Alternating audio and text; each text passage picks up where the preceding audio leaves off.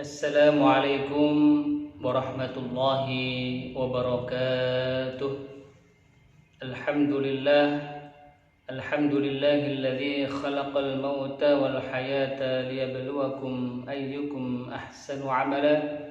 Asyhadu an la ilaha illallah wahdahu la syarika lah wa asyhadu anna Muhammadan abduhu wa rasuluh la nabiyya wa la rasula ba'dah.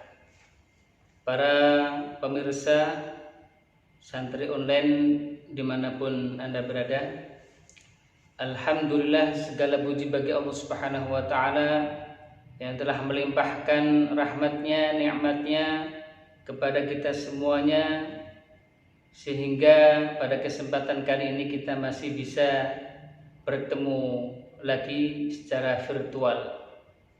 Sholawat berangkatkan salam semoga selalu tercurah kepada junjungan kita Nabi besar Muhammad sallallahu alaihi wasallam yang menjadi qudwah kita di dunia ini, dan semoga kita mendapatkan syafaatnya kelak di akhirat. Amin ya rabbal alamin. Para pemirsa yang dimuliakan Allah Subhanahu wa taala, alhamdulillah kemarin kita telah mempelajari terkait dengan amr, yaitu kata perintah. Al-aslu fil amri la yaqtadi al-fawr. Al-amru bisyai'i amrun biwasailihi. Insyaallah pada kesempatan kali ini kita akan mempelajari kaidah yang ke-5 terkait dengan amr ini dengan kitab Al-Bayan juz 3 dengan pengarang Al-Ustadz Abdul Hamid Hakim di halaman yang ke-22. Para pemirsa dimanapun Anda berada, kaidah yang ke-5, al-amru bisyai'i nahyun an diddihi. Perintah kepada sesuatu, nahyun an diddihi, larangan kepada yang lawannya. Sawa'un kana diddu wahidan kama idza umira bil iman, sama saja apakah lawan dari amr itu satu, sebagaimana ketika Allah Subhanahu wa taala memerintahkan kita beriman, fa innahu yakunu nahyan 'anil kufri, maka sesungguhnya Allah Subhanahu wa taala melarang kita untuk kufur. Jadi lawan dari iman kufur. Au kana diddu muta'addidan, atau lawan dari amr ini atau antonim dari amr ini banyak. Kama idza umira bil qiyam, sebagaimana kalau kita diperintahkan untuk berdiri, fa innahu yakunu nahyan, maka sesungguhnya kita dilarang anil qu'udi, untuk duduk, awil ittija atau berbaring, was sujudi atau sujud, wa ghairi dzalika dan selainnya. Hadza madhhab jumhur al-ulama, ini adalah mazhab mayoritas ulama, min ahli usul, dari pakar usul, min al-hanafiyah, dari mazhab Hanafi, wa syafi'iyah, dan mazhab Syafi'i, wal muhadditsin, dan ahli hadis. Apa alasannya? Li'annal amra 'ala syai', karena perintah kepada sesuatu, yadullu 'alal wujub, menunjukkan atas kewajiban perintah itu untuk dilaksanakan. Wa min lawazimil wujub, dan salah satu dari konsekuensi wajib adalah tarku jami'il abdad, yaitu meninggalkan semua antonim dari perintah. Waddalu 'ala syai', dan yang menunjukkan atas sesuatu, dalun 'ala lawazimihi, menunjukkan ada konsekuensi perangkat-perangkat yang harus dilakukan juga. Fal amru, maka kata perintah, dalun menunjukkan bil iltizam untuk komitmen, ala tarki jami'il abdad untuk meninggalkan semua lawan dari perintah itu. Kalau kita disuruh berdiri, maka apa? Tidak boleh kita duduk, kemudian berbaring, kemudian sujud dan seterusnya. Waqila, kan tapi di sana ada pendapat yang lain. Al-amru bisyai'i laisa nahyan 'an diddihi. Perintah kepada sesuatu tidak menjadi larangan an diddihi untuk melakukan yang antonim tadi. Ikhtarahul Juwaini, ini yang dipilih oleh Juwaini wal Ghazali dan Ghazali Ibnul Hajib.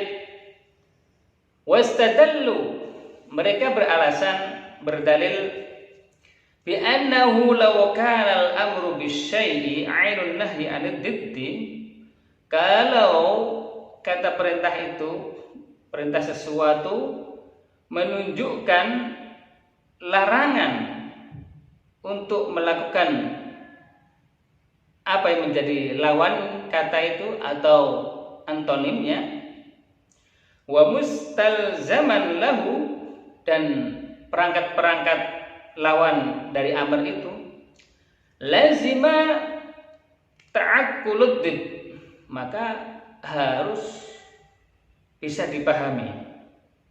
Lawan itu harus dipahami. Kenapa? Li'annal amro, karena perintah bisyai'i terhadap sesuatu, ba'da ta'akkulihi, harus setelah bisa dipahami dan bisa dikerjakan.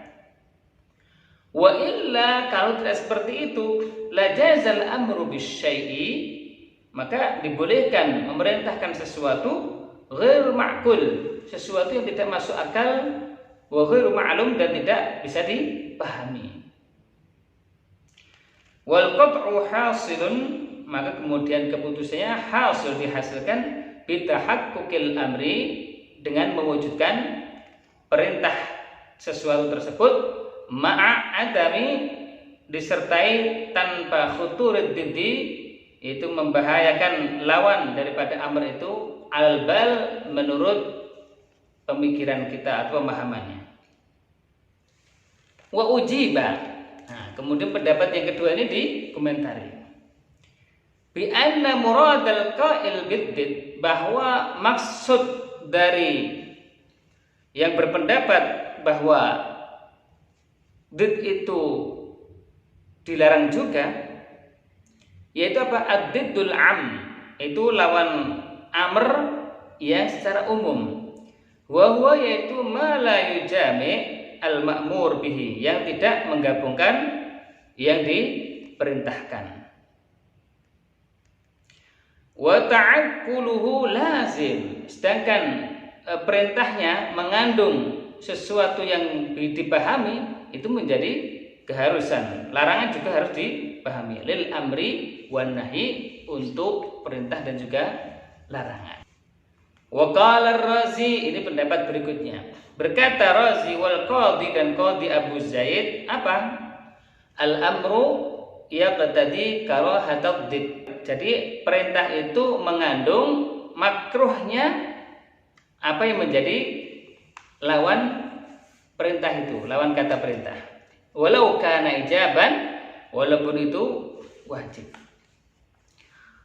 Karena memang kaidahnya ini mengambil kaidah bahwa ketika ada amar maka lil wujub. Nah, wan nahyu, dan larangan yaqtadi, mengandung kaunad diddi, keadaan dari lawan dari nahyu itu sunnatan muakkadah, yaitu sunnah muakkadah untuk dilakukan.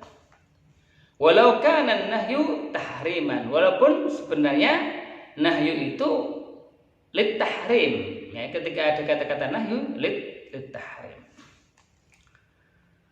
Wa min mahasinil ibarah, dan dari ibarah-ibarah yang bagus fi hadhil mas'alah, dalam masalah ini, an yuqala, dikatakan al-amru bisyai'in nahyun, perintah kepada sesuatu menjadi larangan melakukan an jami'i abdadihi, semua lawan dari perintah itu. Wan nahyu 'anil syai'i, dan larangan terhadap sesuatu, amrun, perintah bi ahadi abdadihi, untuk melaksanakan salah satu dari lawan nahyu. Fa idza qala lah, nah ini akan kita perjelas di contoh ini. Ketika ada orang yang mengatakan ijlis fil baiti, duduklah di rumah, ini yang tersurat. Faqad nahahu, maka yang tersirat perintah ini apa? Nahahu, melarang, anil julusi, untuk duduk fis suqi, di pasar, wal hammami, di kamar mandi, wal masjid, di masjid, wat tariqi, di jalan, wa jami'il mawadhi', dan semua tempat-tempat. Fa idza qala, ketika ia berkata la tajlis, jangan duduk, fil baiti, di rumah, faqad amarahu, maka apa yang tersirat, dia apa? Memerintahkan bil julusi, untuk duduk, fi ahadil mawadhi', di salah satu tempat selain di rumah. Walam ya'muruhu bil julusi fi kulliha, dan tidak memerintahkan untuk duduk di semua tempat-tempat, tidak, tapi salah satu saja sudah memenuhi daripada syarat apa? La tajlis fil baiti. Wa faidatul khilafi, dan faidah perselisihan ini, istihqaq al-iqab, yaitu terwujudnya hukuman, bitarkil ma'mur, bagi orang yang meninggalkan apa yang diperintah, faqat saja, au bihi, atau yang dilarang. Wa bi fi'lid did, dan dengan mengerjakan apa yang menjadi lawan dari amar ataupun nahyu, li'annahu khalafa amron, karena itu apa? Menyelisih daripada perintah dan larangan. Wa asabihima, dan termasuk perbuatan maksiat. Wa hakadza fin nahyi, dan ini pula yang terjadi dalam kata larangan. Para pemirsa yang dimuliakan Allah Subhanahu wa taala, dalam poin ini ada 3 qail, ada 3 perkataan. Yang pertama adalah bahwa perintah sesuatu berarti apa? Larangan kepada lawan atau antonim yang diperintah. Kemudian yang kedua, perintah sesuatu tidak menjadi larangan untuk melakukan apa yang menjadi antonim yang diperintah. Kemudian perkataan ketiga, al-amru, bahwa perintah yaqtadi karahatad did, mengandung makruhnya untuk melakukan yang menjadi antonim perintah. Wallahu alam bissawab. Kita teruskan di poin yang ke-6, garis besar dari perintah. Idza fu'ila al-ma'muru bihi 'ala wajhihi, yakhrujul ma'mur an uhdatil amr. Ketika apa yang diperintah itu sesuai dengan apa yang diperintah, yakhrujul ma'mur, maka apa yang diperintah itu telah keluar, an uhdatil amr, dari ikatan perintah. Ini kaidah yang ke-6. Qad waqa'al khilafu, telah terjadi perselisihan fihi, di dalam kaidah ini, baina ahli usul, di antara pakar usul. Hal yujibul ijra' amla, apakah diwajibkan ijza, ya sini bukan ijra tapi ijza. Apakah kewajiban itu cukup dilakukan amla atau tidak, atau perlu diqadha? Contohnya, umpamanya datang waktu sholat, kemudian ia mencari-cari air gak ada. Kemudian ia melakukan tayamum. Setelah itu yang terjadi perselisihan.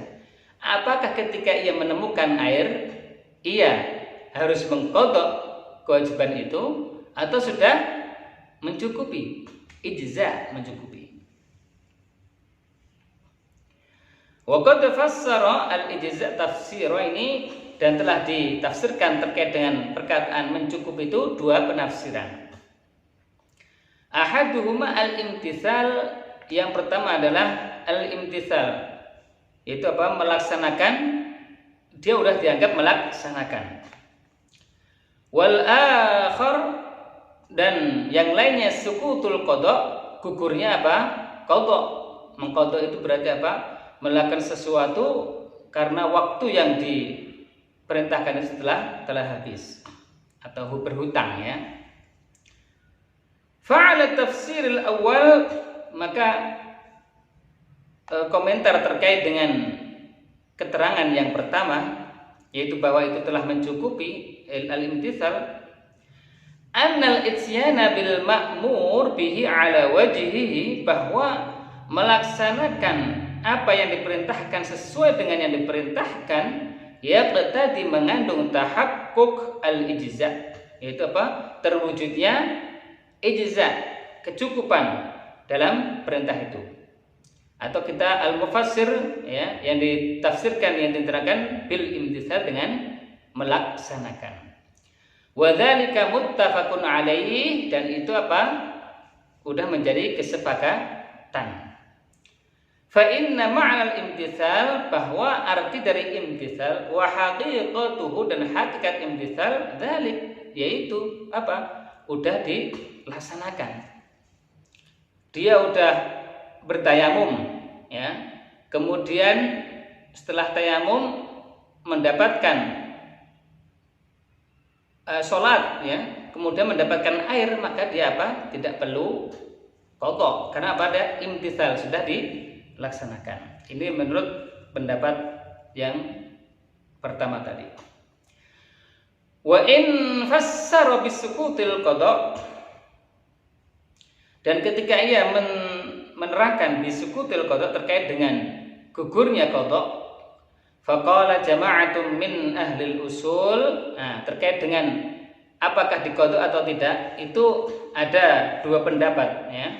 Maka jamaah, kebanyakan min ahli usul, dari ahli usul, innal ityana bil ma'muri bihi, bahwa melaksanakan apa yang diperintahkan itu ala wajhihi, yang sesuai dengan perintahkan, yastalzimu, berkonsekuensi sukut al-qadha, yaitu gugurnya qadha ketika nanti sudah menemukan sesuatu itu. Wa wal mu'tamad, dan ini adalah yang kuat. Akan tapi ada perkataan yang lain, pendapat yang lain. Wa qala al-qadhi Abdul Jabbar, dan berkata al-qadhi Abdul Jabbar, la yastalzim, tidak harus menggugurkan qadha itu. Itu menurut al-qadhi Abdul Jabbar. Para pemirsa yang dimuliakan Allah Subhanahu wa taala, mari kita lihat bagaimana hujjah atau alasan dari masing-masing tersebut. Wahtajjal awwalun, dan berhujjah yang berpendapat dengan gugurnya qadha, bi annahu law lam yastalzim sukutal qadha, kalau seandainya perintah itu tidak menggugurkan qadha, lam yu'lam, maka tidak akan diketahui imtithal abadan, kapan ia harus melaksanakan untuk seterusnya. Wal lazim, sesuatu yang mengharuskan, muntafin, tidak ada, fal malzum mithluh, maka yang diharuskan juga tidak ada.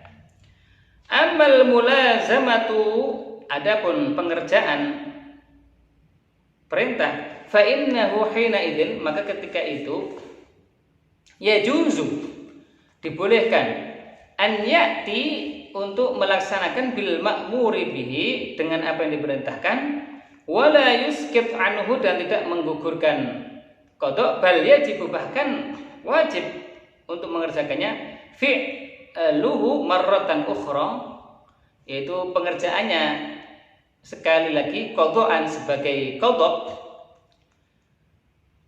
Wa kadzalikal qada, dan juga qada itu idza fa'alahu, ketika ia mengerjakan, lam yuskit, tidak menggugurkan kewajiban yang awal.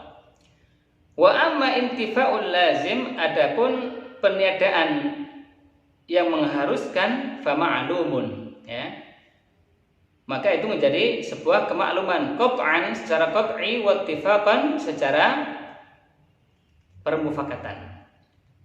Jadi kalau kita mengerjakan apa yang diperintahkan, itu apa? Berarti itu sesuatu yang sudah apa? Menggugurkan. Jadi itu maklum, sesuatu yang dimaklumi qat'an secara qat'i wa ittifaqan. Karena apa? Karena kita setelah melakukan. Yang menjadi perselisihan adalah al-qada' tadi, ya, yaitu membayar hutang, membayar hutang, ataupun ketika waktunya sudah terlewatkan. Wa aidan, dan juga anal qada, bahwa membayar hutang tadi, melakukan yang sudah terlewat, ibaratun, yaitu apa? Ibarat an istidrak, yaitu menyusul ma qad fata, apa yang telah terlewatkan, min maslahatil ada, terkait dengan maslahat ada. Ada itu pelaksanaan, ya. Jadi menyusul, udah dilaksanakan, nah tapi dia apa? Udah habis waktunya atau apa, kemudian dia qada, membayar hutang atau membayar, menyusul, ya, menyusul apa yang belum dilakukan itu. Wal fardu, dan fardu, innahu qad ja'al ma'mur bihi ala wajhihi, sedangkan sebuah kewajiban kalau sudah dilakukan sesuai dengan apa yang diperintahnya, walam yafut minhu syai'un, dan tidak ada yang terlewatkan, artinya sudah sempurna, wa hassala matlub, dan apa yang diperintahkan, yang dimintakan itu telah terpenuhi, bitamamihi, dengan sempurna, falau ata bihi, maka kalau ia mengerjakannya istidrakan, untuk menyusul, lakana tahsilan lil hasil, maka itu apa? Menghasilkan yang sudah dihasilkan. Artinya apa? Dia telah melaksanakan sesuatu yang sudah dilakukan, kewajiban yang sudah dilakukan. Contoh tadi, ya kan, ketika waktu datang sholat kemudian tidak ada air kemana-mana, ya kan, setelah itu apa? Setelah itu ia mendapatkan air, maka ketika apa? Ketika kok sholat lagi, berarti apa? Melakukan sesuatu yang sudah dilakukan. Ini ya, tahsilan lil hasil. Ini pendapat apa? Bahwa qada itu sukut, gugur. Nomor 3, innahu law lam yaqtadis sukut, kalaulah perintah itu tidak mengandung gugurnya qada, lakana yajuzu, maka diperbolehkan an yakula sayyidu, untuk berkata seorang tuan itu, li abdihi, kepada hamba sahayanya, if'al fa idza fa'alta la yujzi minka, kerjakanlah, dan ketika kau kerjakan maka ini apa? Tidak mencukupi apa yang kamu kerjakan. Walau qala dzalika, dan ketika seperti ini dikatakan dari tuan kepada hambanya, la'udda munaqidun, maka apa? Termasuk sesuatu yang tanakut, yang berlawanan, ya. Disuruh, udah diperintah, tapi apa? Ternyata perintah itu setelah dilaksanakan tidak memenuhi. Ini pendapat orang yang mengatakan, atau ulama yang mengatakan bahwa qada itu yaskut. Ihtajjal mukhalif. Nah, kemudian orang yang mengatakan bahwa tidak menggugurkan qada atau pengulangan, ya, atau penyusulan, apa dalilnya? Anna dhanna lit-taharati fi akhir al-waqti yajibu 'alaihi al-fi'lu. bahwa persangkaan seseorang bahwa ia masih dalam keadaan suci fi akhir waqt, di akhir waktu ketika ia sholat, ya kan, di akhir-akhir mungkin sebelum salam, ia masih mengira, ya, mengira apa? Bahwa ia dalam keadaan suci, yajibu alaihi fi'l, maka apa? Wajib bagi apa? Untuk terus menyelesaikan sholatnya. Wa ma'a dzalika, dan disertai itu pula, idza tadzakkara, kemudian teringat ya bahwa adamut thaharah, bahwa dia apa? Tidak suci, dalam keadaan suci, wajib al-qada, tetap dia apa? Melakukan qada. Ya. Kemudian yang kedua dalilnya apa? Innal mudhiya fil hajjil fasid was shaumil fasid wajibun. Bahwa melanjutkan haji yang rusak dan puasa yang rusak itu wajibun. Wa ma'a dzalika yajibul qada, dan disertai itu pula apa? Wajib untuk mengqada. Ini dalil yang mengatakan itu. Umpamanya kita haji ini, kemudian apa? Ketika kita sebelum melakukan wukuf di Arafah, kemudian kita atau ada orang yang melakukan jima, ya, maka apa? Hajinya fasad, rusak. Tetapi apa? Ya wajib untuk meneruskan prosesi haji itu. Masih wukuf, ya, kemudian ramyul jamar dan seterusnya. Tapi apa? Hajinya sudah rusak dan wajib qada untuk tahun depannya. Ini yang dimaksud. Kemudian dalil yang ketiga, innan nahya la yadullu 'alal fasad, bahwa larangan tidak menunjukkan atau menimbulkan kerusakan. Fal amru la yadullu 'alas sukut, maka perintah tidak menunjukkan atas gugurnya qada tadi, i'adah atau penyusulan. Nah, ini pendapat ataupun dalil yang ketiga. Maka dijawab oleh mu'allif ini atau yang lain, ujiba 'alal awal, dijawab terkait dengan dalil yang pertama bahwa innahu law lam yaqtadi sukut laka, bahwa dalil pertama apa? Anna dhanna lit taharah fi akhir waqti yajibu 'alaihi al-fi'l, bahwa ketika persangkaan dia masih dalam keadaan suci di akhir waktu, maka ia harus apa? Harus tetap melaksanakan. Dan ketika sudah ingat, maka ia wajib untuk qada. Apa komentarnya? Inna kalamana fil fi'lil mustajma' lisyara'id, bahwa komentar kita terkait dengan perbuatan yang sudah memenuhi syarat fi nafsil amri, dalam amr itu, la fi dhannil mukallaf faqat, maka tidak dilihat dari persangkaan mukallaf, ya, orang yang sudah diwajibi untuk dibebani untuk melakukan kewajiban faqat, yaitu saja. Itu komentarnya, ya. Jadi intinya komentarnya, kalau sudah mencukupi syaratnya dalam amr itu, ya sudah cukup, la fi dhann, tidak apa? Melihat persangkaan dia gitu. Wa 'anits tsani, dan komentar yang kedua terkait dengan tetap meneruskan haji dan saumnya, dan juga tetap melakukan qada. Apa komentarnya?